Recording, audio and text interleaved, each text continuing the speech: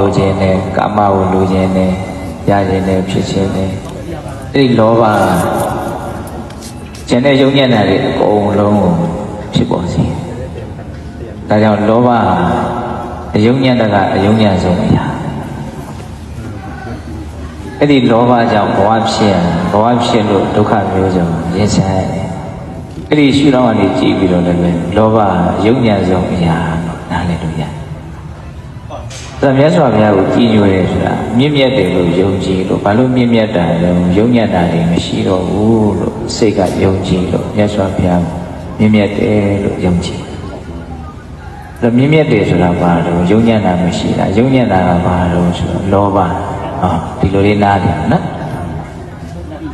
လောဘမရှိတာကိုမြင့်မြတ်တယ်လို့ဒါလေးကိုခိုင်ခိုင်မာမာနားလည်တာအဲ့လိုဆိုရင်ဒီယုံညံ့တဲ့လောဘဘာကြောင့်ဖြစ်တာလဲဆိုဘဝရဲ့ဆင်းရဲတဲ့သဘာဝကိုမသိလို့လောဘဖြစ်တယ်မြတ်စွာဘုရားအမြင့်မြတ်ဆုံးဘာလို့ဆိုတရားကိုသိသွားပြီသစ္စာလေးပါးကိုသိဒီနေရာတွေကိုလာပြီးတော့ဖူးမြော်ကြတယ်ဆိုတာအဲ့ဒီသစ္စာလေးပါးကိုသိလို့မြင့်မြတ်တော်မူတဲ့မြတ်စွာဘုရားကိုကြည်ညိုလွန်းလို့လာပြီးတော့ဖူးမြော်ကြတယ်အဓိကအနှစ်သာရအဲ့ဒီအချက်ကလေးဖြစ်တယ်ဆိုတာမမေ့နော်ဘဝရဲ့ဆင်းရဲတဲ့သဘာဝတွေကိုသိလို့လောဘငြိမ်းလို့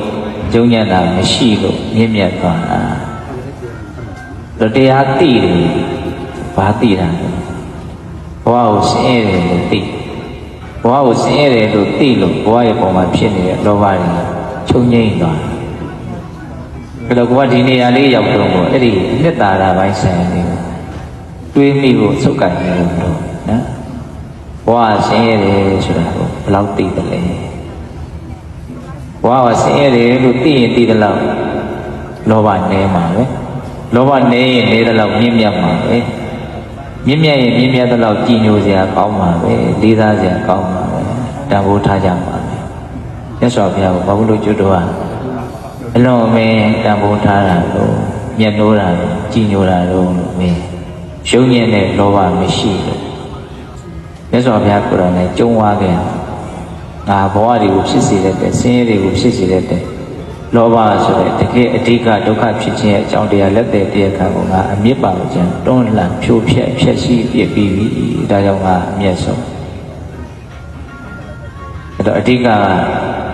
ဘုရားကိုကြည်ညိုတယ်ဆိုလို့ရှိရင်အဲ့ဒီအချက်ကလေးကိုမြင်ပြီးတော့ကိုယ်တန်တန်မှာလည်းမြင့်မြတ်တဲ့သဘောလေးဖြစ်အောင်လုပ်ရ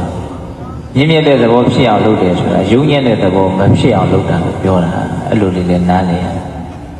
ဒါကြောင့်မြတ်စွာဘုရားငါရဲ့သင်္ကန်းဆုံးကိုဆွဲကင်ပြီးတော့လိုက်နေတော့လည်းပဲလောဘတွေကြီးနေမယ်ဒေါသတွေကြီးနေမယ်ဆိုရင်အဲ့ဒါငါနဲ့ဘလောက်ဝေးသလဲဆိုတာကိုကြည့်ပါ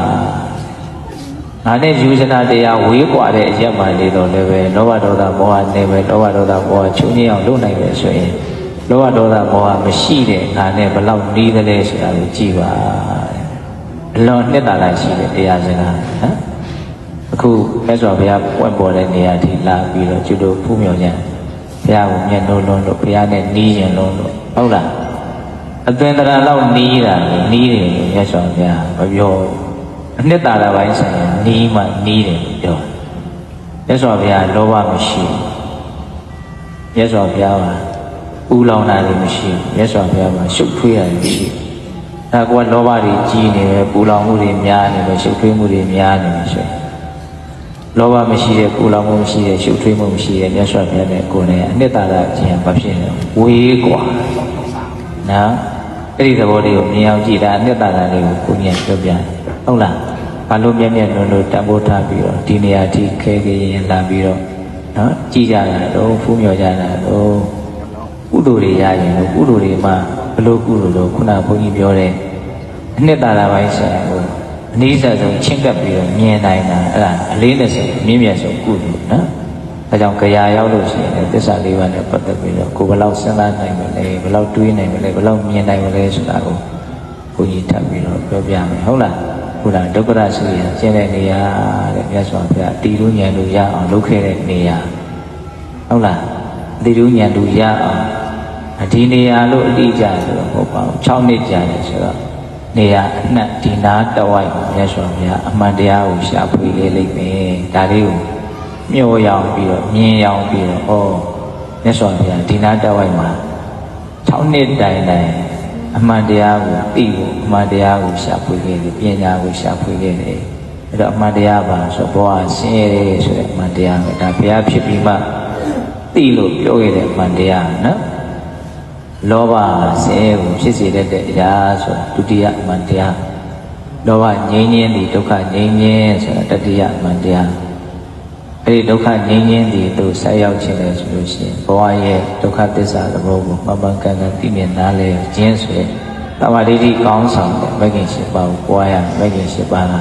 ဒုက္ခငြိမ်းရဆက်ရောက်စေတဲ့လမ်းကြောင်းဖြစ်တယ်တဲ့အဲ့ဒါ၄ခုမြောက်အမှန်တရားနော်